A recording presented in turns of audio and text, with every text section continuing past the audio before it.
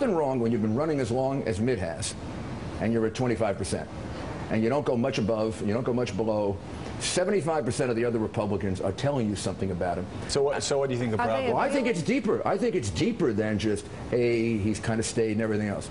I ran against him in 07, 08. I have never seen a guy, and I've run a lot of elections, supported a lot of people, opposed. Never seen a guy change his positions on so many things so fast on a dime. You're only allowed a certain number of flips before people begin to doubt your character. And I think Romney exhausted his quota some time back. If you're not sure about wanting to support Mitt Romney, whether you're liberal, whether you're very conservative, you ought to be excited because he's been on your side at one time or another. This is someone who doesn't have a core. He's been on both sides of almost every single issue in the past 10 years. But Governor Romney has taken two positions on every issue at least. I just think he ought to be honest with the American people and try to win as the real Mitt Romney, not try to invent a poll-driven, consultant-guided version that goes around with talking points. And I think he ought to be candid. I don't think he's being candid. We could call him a serial flip-flopper then. Well, let's talk a little bit about Romney. You all called him a fraud last week, and you promised people, I think your quote was, look, you may not agree with me, but I will never con you. I mean, this is someone who will say anything to get elected, and I think, again, people are recognizing they want the genuine article. And you said of Mitt Romney, somebody who will lie to you to get to be president will lie to you when they are president. I have to ask you, are you calling Mitt Romney a liar? Yes. You're calling Mitt Romney a liar? Well, you seem shocked by it. Yes. And I think he's certainly being dishonest about his own record. When he says that he had the endorsement of the NRA, he did not. When he says he didn't raise taxes, in fact, there were $500 million of fees that were raised during his time. When he talks about my record or John McCain's, I mean, he's making up stuff.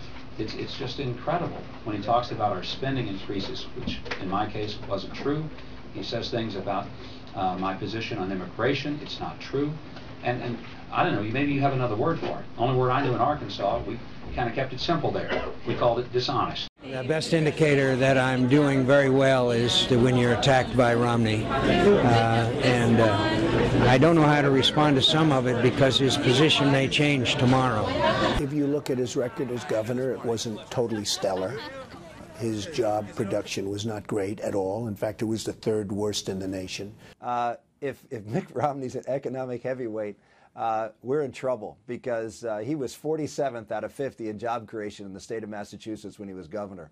Well, when you go to Gaffney, South Carolina, which is one of the towns that we're going to be visiting, and again, that was one of those cities that had a business. It was a photo album and a framing business, and those people are out of work today after Bain Capital basically gutted the company. Took, I believe, $20 million of profit out of it, and people lost their jobs. There's another steel manufacturer here in South Carolina. Mitt Romney's going to have a hard time coming into South Carolina and making the people here think that he's anything other than just a rich Wall Streeter who took advantage of their businesses.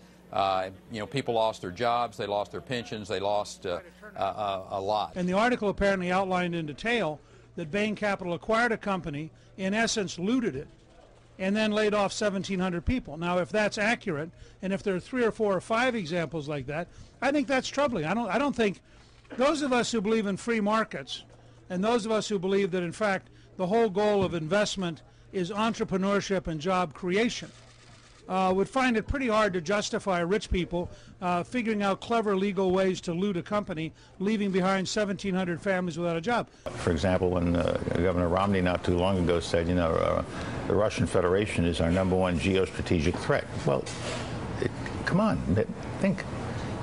It isn't the case.